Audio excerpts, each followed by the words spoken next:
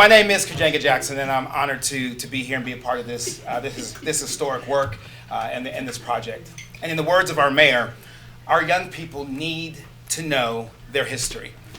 And I stand here before you today as a 48-year-old black man who one of my first things, introductions into technology, was my parents bought a VIC-20. Some of you are old enough to remember what a VIC-20 was. Computer, and they saved up and bought that computer. And the first thing I did when I got it that Christmas was I took it apart. That's a whole nother story, what happened after that. I took it apart, I put it back together because I've always had this passion for learning and figuring out how things work and how we could put them back together again and make them better. And history and our story and our history of our country is all about that. And so when we're using technology, it's about looking at what history was. How can we use technology to be able to look forward and say, how do we move things forward and make things better?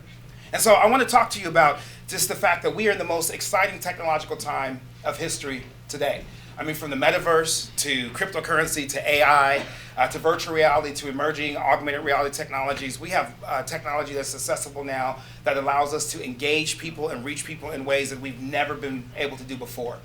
And we have the opportunity and the ability to use technology, to use art, to use music, to actually just make history engaging, make it fun, allow people to connect, make it familiar, but more importantly, make it accessible to everybody right from the palm of their hand.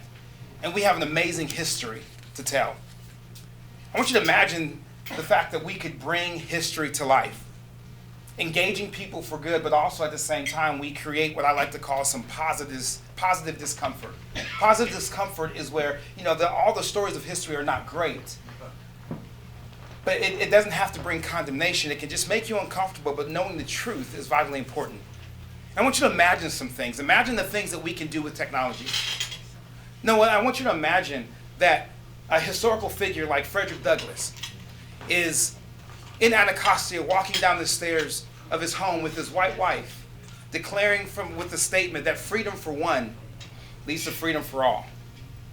I mean, imagine being able to do that with augmented reality technology. Carolyn, I want you just to think and imagine maybe local artists and muralists here in DC being able to paint and do murals, but those murals come to life and they can interact with the people who are viewing them.